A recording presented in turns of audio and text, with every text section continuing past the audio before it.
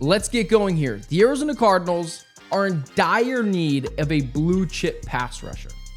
We can talk about Darius Robinson potentially evolving into that guy, or Josh Sweat coming over from the Eagles and being absolutely nuclear with this Cardinals team. However, what's more likely, really? Is it more likely that Josh Sweat is just really good, like a very solid pass rusher, and Darius Robinson is a rock solid 6.5 sacks a year from the interior pass rusher, maybe 5.5 sacks a year, and just is a very disciplined and high floor pass rusher, but maybe not a high ceiling? So, with that being the case, when you see Micah Parsons and his contract negotiations go haywire, it feels like if you're the Cardinals, you at least have to make the call. And before we get into the argument of, well, this is not a Monti Ossenfort type of thing. Yeah, guys, I'm well aware.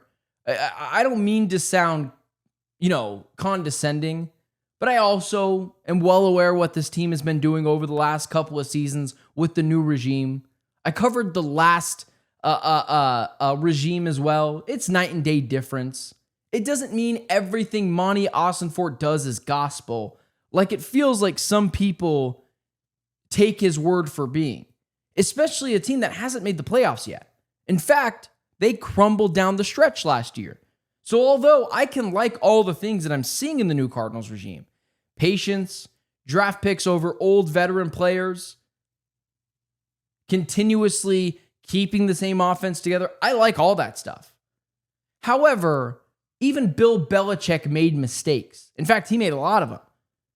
Even Matt LaFleur and Kyle Shanahan make mistakes. Micah Parsons is a blue chip pass rusher. He is 26 years old. He's entering the prime of his career. As much as I dislike Steve Keim, do you regret doing the Chandler Jones deal? Second round pick for a guy, if I'm not mistaken, is potentially the all-time sack leader for the Arizona Cardinals, if I'm not mistaken. That might still belong to Calais Campbell. However, what is the argument to not make a deal for Micah? Micah's a top 3 pass rusher in the NFL. And if it costs you 2 first-round picks and Jalen Thompson and or B.J. Ojulari, probably or B.J. Ojulari, you make that deal 100 out of 100 times. The one thing you're missing is that guy. Next year, if I had to tell you, what do you think the Cardinals are drafting outside of quarterback, position player, what would you say? Probably a pass rusher. They don't need a running back. They already drafted one of those. They don't need a tight end, a wide receiver, really any offensive lineman, maybe a right tackle. We talked about that last week. They don't need a corner. They don't need a safety. They're not drafting a linebacker in the first round. We've already been burned on that multiple times. So that just leaves really one position, the pass rushing spot. So what are you going to use those 2 first-round picks for if you think Kyler Murray's the guy? If you're someone who is anti-Kyler Murray, you're not really sure he's ever going to be the guy that figures it out year in and year out, which I totally buy into that. I might not be there, but I buy into that line of thinking. No, you don't make a deal for Micah Parsons because you might need that first-round pick to move up and get a new quarterback. But if you're like myself and you think Kyler can win a Super Bowl, because I look at Brock Purdy and I look at Jalen Hurts, and I don't think either of those guys are significantly better than Kyler. Brock Purdy, no shot in the world. Jalen Hurts, you could argue with me he is. But both teams, you learn, stack the deck around your quarterback, and you might be a team that can make the Super Bowl, go on a run, especially in the NFC. I'm not interested in changing quarterbacks right now because the NFC is so piss poor. So if you believe in Kyler, like myself, and you think he can be a guy to win a Super Bowl, not the guy, just a guy, be a piece of the puzzle, Trent Dilfer style, then you go make a deal for Micah Parsons. You have to. Because the one thing you're missing is that guy. He's 26. You give him a massive deal. It will not conflict with Marvin Harrison Jr.'s potential extension, which we shouldn't even be talking about because the dude needs to get 1,000 yards in a season before we talk about that.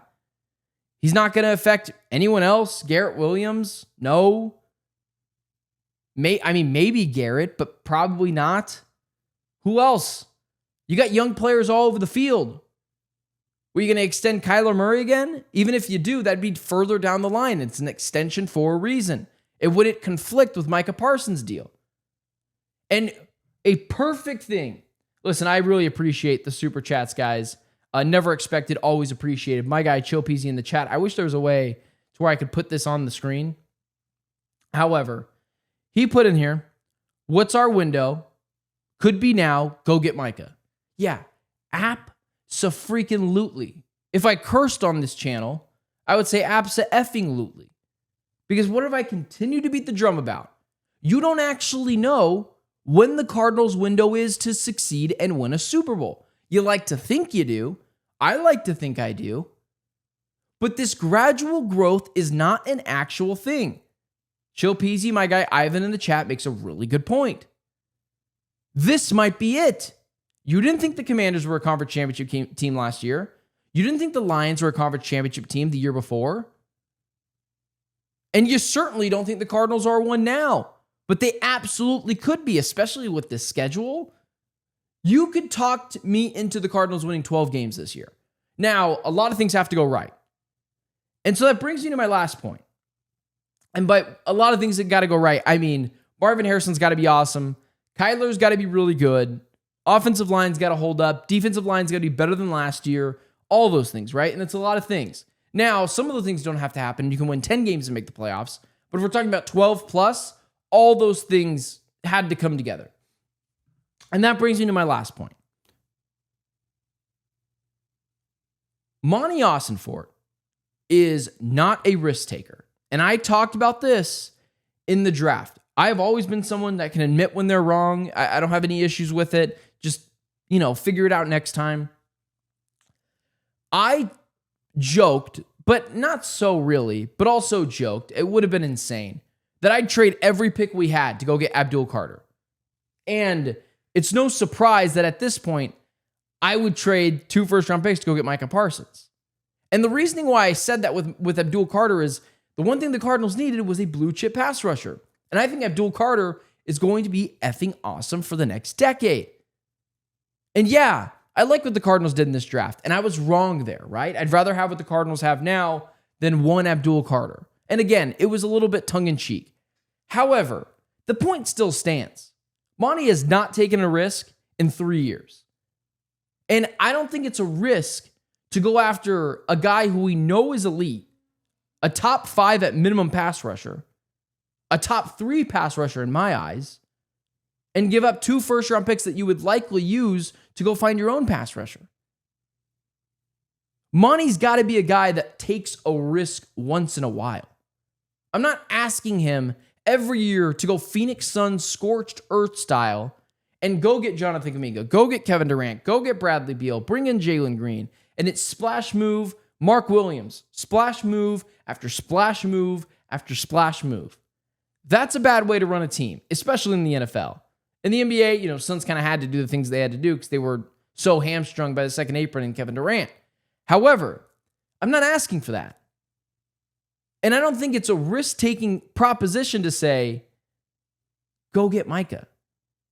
And my guy in the chat, Spider, with Parsons market, it might be necessary to give up three ones. 2 firsts and BJ Ojolari is what I would do.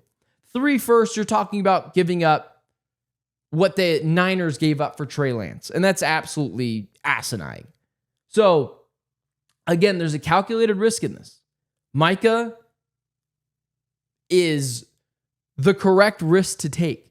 And if you're Monti, at some point, you do have to pull the trigger on something, guys. I'm not asking for every single time. I've been the one that's been patience. I said no to Terry.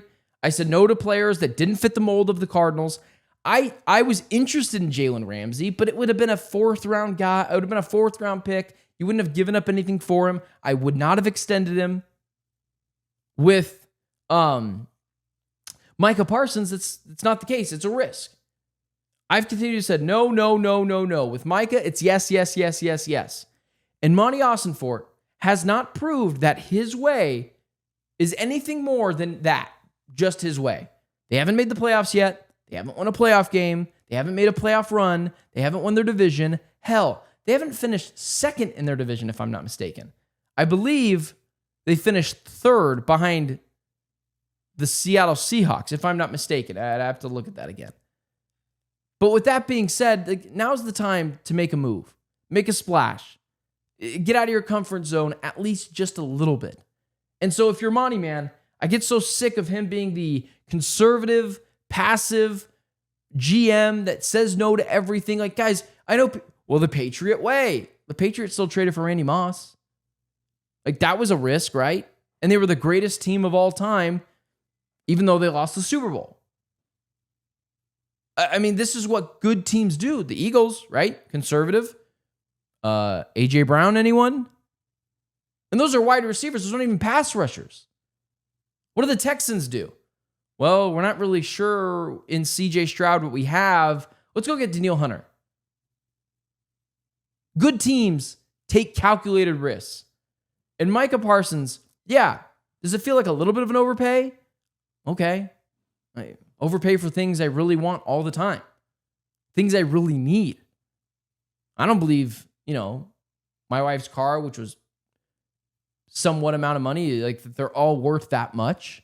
You're going to take a loss on some things. But it's to the beneficiary of the team.